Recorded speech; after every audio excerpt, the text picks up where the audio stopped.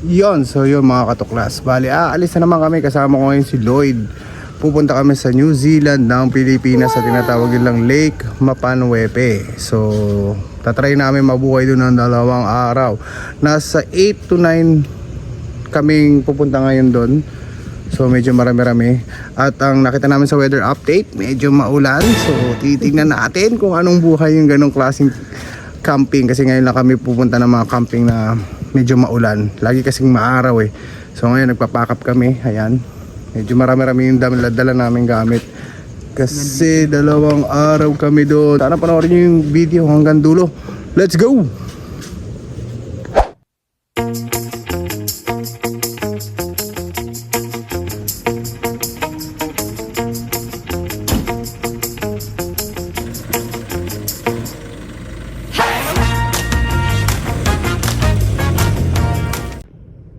So yun na nga mga katuklas, bali nag-stop over muna kami. Ayan, tulog. Nasundo na namin yung parents ni Colleen. Ayan, si Romeo, Roxanne, kaway-kaway.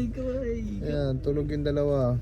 So nag-stop over muna kami kasi sobrang aga pa. So ayun guys, so nandito na kami sa may papuntang Lake Mapanwepe sa San Marcelino. Bali, meron kaming tour guide kasi pag pupunta kayo dito kailangan ng tour guide para ituro nila kung saan yung pwedeng dumaan.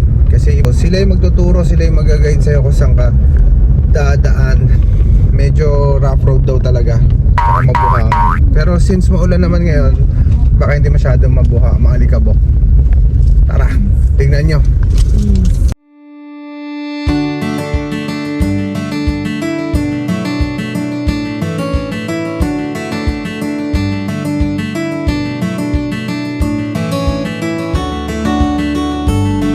Nag-decide silang umakit sa taas kasi ang ganda ng view.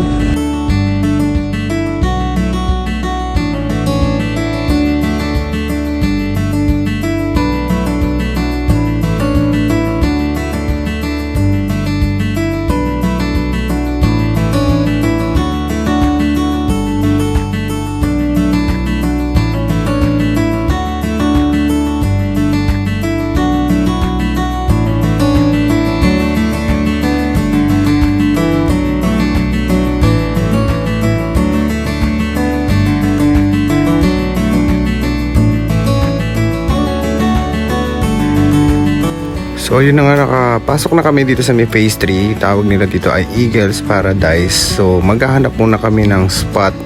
I-check namin kung merong spot dito. So si ate, yung aming tour guide, sinabi niya na kailangan namin mag-antay kasi medyo marami pang mga naka-tent pitching. So ako, hanap-hanap muna ako ng magandang spot namin. So yun, nakakita na nga kami.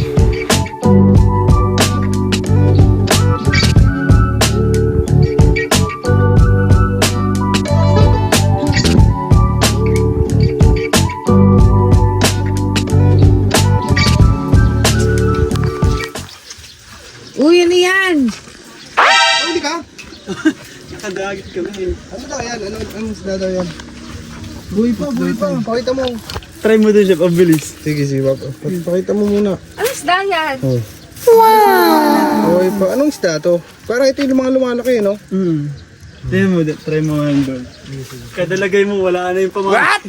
Mabilis sila kumain. Hindi ka na maano ni Colleen. Ano isda yan? Ano yun? Ano yung nasa loob? Ano nga nasa loob? Tinapay? Marami yan. Pampain ko yung mamaya sa malalaki. Dito malagay. Parang masarap yung paksiw. Kaya nga, sabi nga ano ni Kuya. So ayun na mga katuklas, bale 1 PM na, nagluluto kami ngayon ng aming lunch. Ito si Romeo ang nagluluto ng aming lunch. Inihaw na Pork chop. liempo. Oh, tsaka talaga. Talaga. Tsaka tahong. Oh, yan, pakita mo na may inihaw mo, pakita mo Lloyd, pakita mo. Solid yan. Solid yan. Oh, anong timpla mo diyan? Matis. Hindi yan yun. Sausawan yan eh.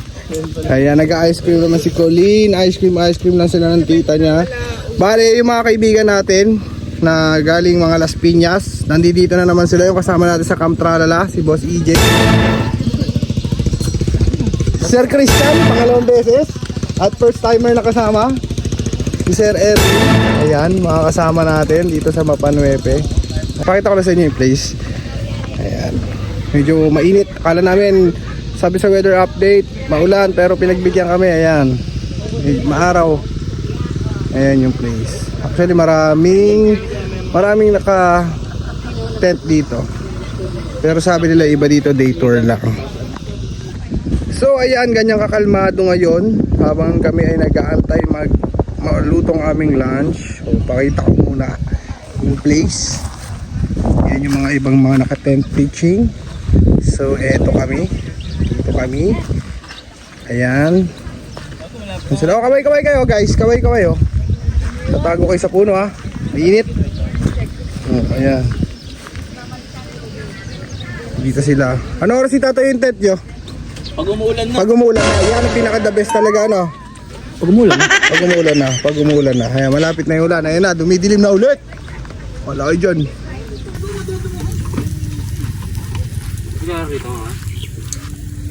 Yan yung food namin. Sisili. Pako. Salad. Pako, salad. Ikaw. Ano kagagawa na yan? Diyan po. Ikaw. Hi! Let's eat, let's eat.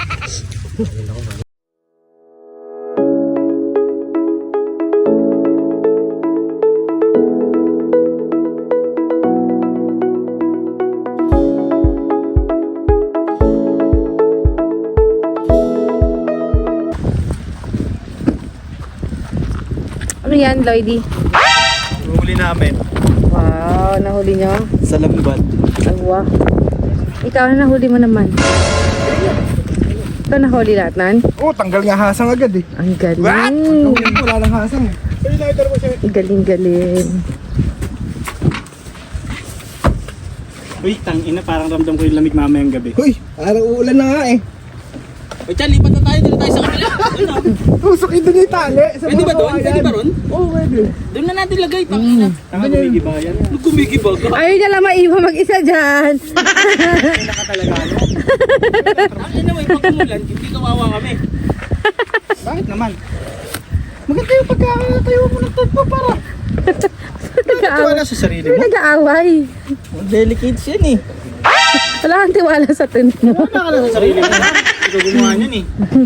Hindi decathlon yan eh. Oy. Walang delikado pre kapag ano. Ang dami niya na. Uy. Ano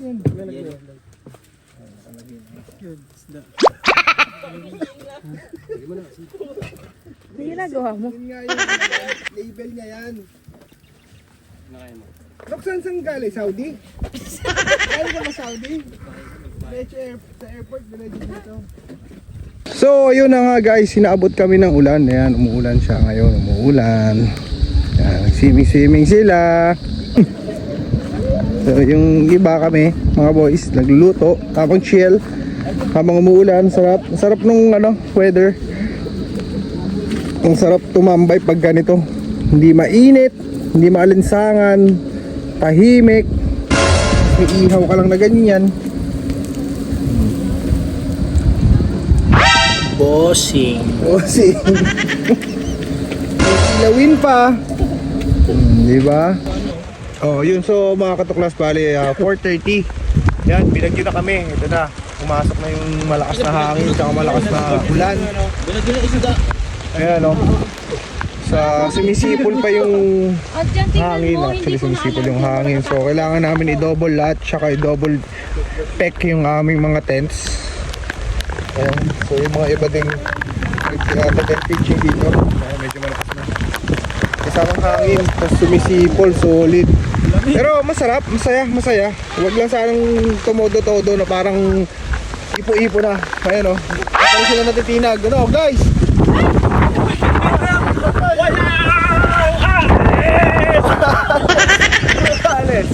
Oh, ayan. Chill pa naman, chill pa, kaya pa.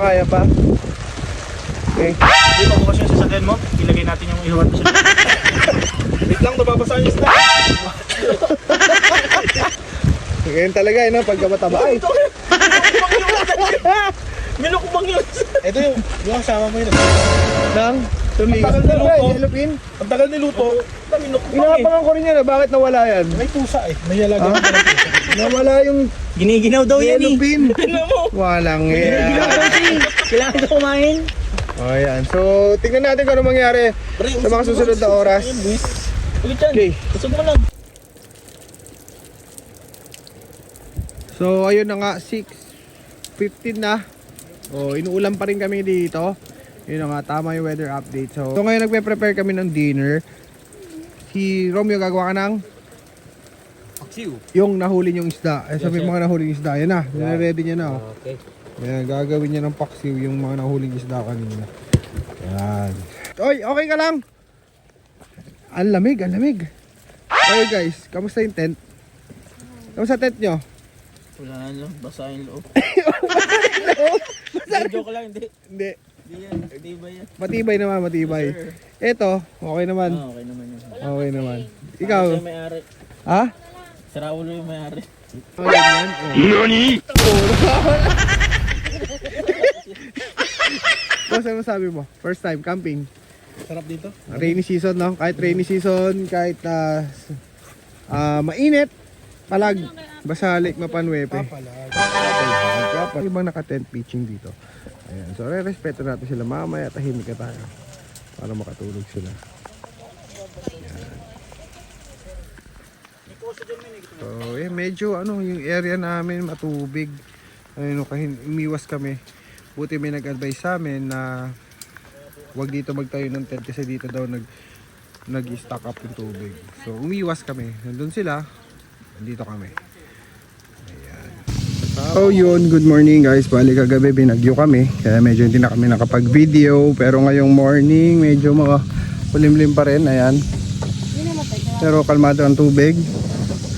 Ngayon nagluluto na kami ng breakfast, gising na ang lahat. Ayan sila. Ayan, gising na ang lahat. Nagluluto ng breakfast. Ayan. Ngayon, meron kaming pagkain natin ngayon, ano?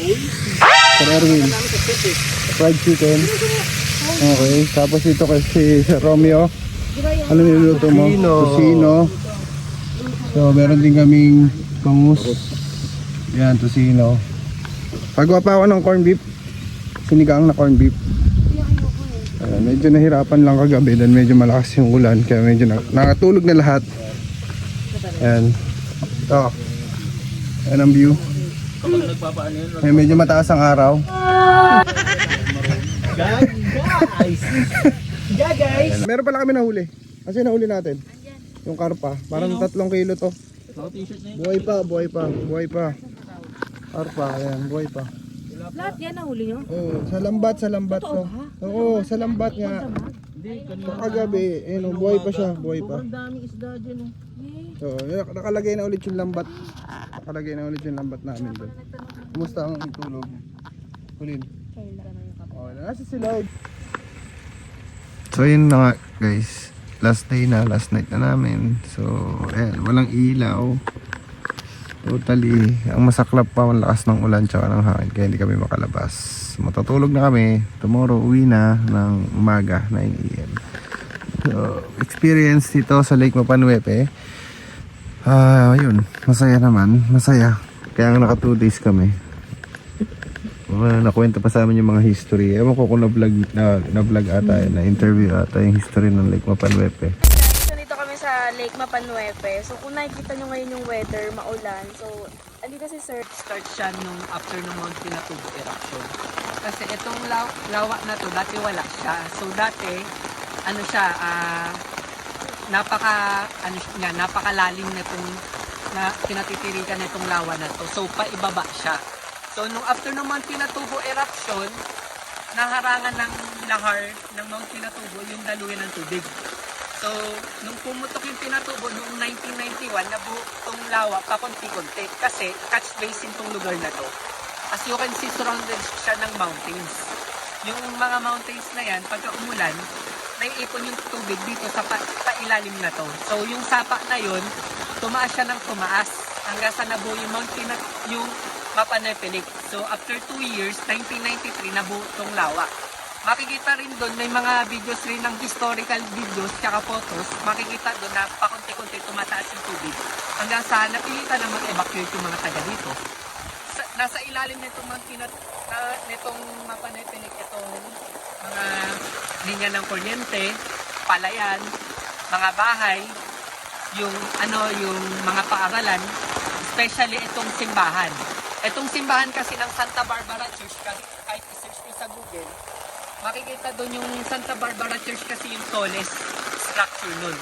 So nung nabuo tong lawa, ang natira na lang is yung tuktok nitong Santa Barbara Church. So siya yung living proof. Hindi ko lang maipakita yung simbahan na nandun sa may nakalutang dun. Kita yung bubong eh. Oo, yung lumubog na simbahan. Hindi ko lang siya mabidyohan kasi umuulan. Malayo at saka umuulan. Wala mo ng bangka. Pero tanaw naman dito kaya lang maulan lang kaya baka hindi rin makita. Ayun lang. So try nyo pumunta dito.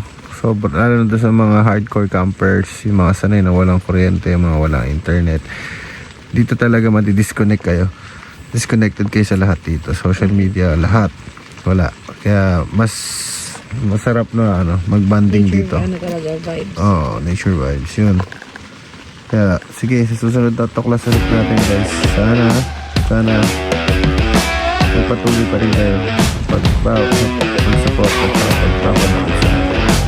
Okay, till next tuklas. So yun guys, bago kami umuwi, mag-decide muna kami na mag-picture kasi baka matagalan na yung pagbalik namin dito sa Lake Mapanwebe.